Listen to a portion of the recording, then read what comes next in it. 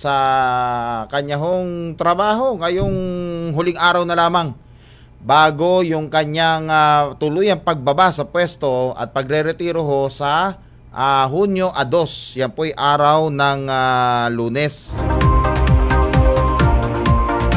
Kanina nga lang ho, pinasinayaan ng PNP chief yung pong tatlong mahalagang lugar sa Campo Crame. Ito po yung PNP Museum, yung Women and Children Center, at yung bagong lobby ng PNP headquarters. At doon ho, kanyang sinabi na labis-labis sa kanyang pasasalamat at sa katunayan, excited na nga ho siya sa pagre-retiro sapagkat nais na naman makabawi sa kanyang pamilya. Gayunpaman, nang tanungin siya, ano po bang legacy ang iiwan ninyo, General Sir? Sabi niya, wala akong iiwan legacy. Ang gusto ko, nagpapatuloy. Sabi niya ha, ang gusto niya, nagpapatuloy yung mga magagandang accomplishment, yung mga napagtagumpayan ng PNP, na ipagpapatuloy yan.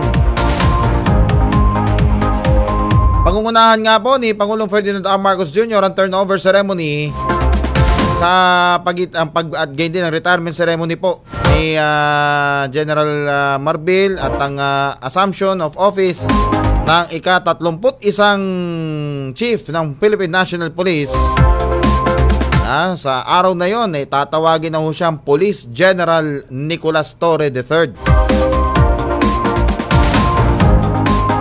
Sabi ho ni General Marbil kanina, ano po bang doon sa tanong na ano bang gagawin ng isang citizen Marbil kaming June 3, kasi June 2 yung turnover, so June 3 citizen Marbil na siya. Kanyang babawi daw siya sa kanyang pamilya. Pero kaya pa man ay pinagtanggulo, dinipensa po ni General Marbil si Pangulong Marcos doon sa ilan sa mga pumupuna sa kanya na bakit daw si General Torre, marami daw nagagalit dyan. Sabi ni General Marbil, may nakita ang Pangulo may nakita ang Pangulo doon sa kanya. At lahat naman ho ng mga general ng PNP magagaling, maayos, kayang mamuno. It's just so na ang presidente, ang Pangulo ho talaga ang appointing authority. Hindi nila pwedeng tawagin commander-in-chief, hindi naman sila militar civilian in nature sila So ang kanilang tawag sa Pangulo ay ang chief executive, ang Pangulo ng bansa.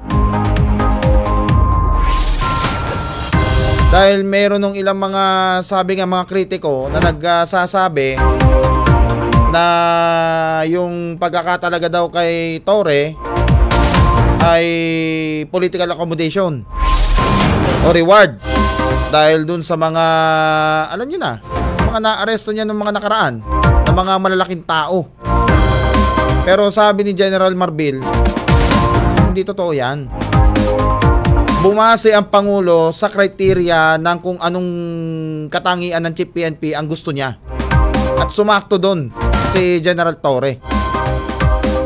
Kaya naman sabi nga, nanawagan si General Marbil sa lahat ng mga pulis, suportahan si General Torre sa pag-upo nito sa darating na Lunes. Ngayon pa man, sabi nga salamat kay General Marbil dahil sa mahigit 1 taon at 2 buwan na pamumuno nito, maraming reforma ang nagawa sa hanay ng Philippine National Police. At binago niya ang landscape. Tinanggal niya na ang PNP sa pagiging military in nature Dahil nagsimula yan sa Philippine Constabulary noong panahon ni dating ng yumaong dating Pangulo at dating hepe ng Philippine Constabulary, Fidel V. Ramos. Tapos pagdating na nito, unti-unti nawawala na yung military tradition diyan sa PNP dahil ang PNP batay ho doon sa PNP law, civilian in nature. Okay? May konting military training pero civilian in nature. Dapat yun ang mag-instill ngayon sa hanay po ng Philippine National Police. Hindi na nga taga PMA ang umupo taga PNPA na nga Kauna-unahang lakan na uupo bilang PHP ng pambansang pulisya. Kaya sabi nga hindi lang dapat matapatan, dapat mahigitan pa yung mga naging mga naitaguyod ni General Marbil dyan sa PNP. General Marbil, saludo ang sambayan ng Pilipino sa iyong malinis na adikain, tapat na serbisyo. At sabi nga dalisay na paglilingkod sa bayan.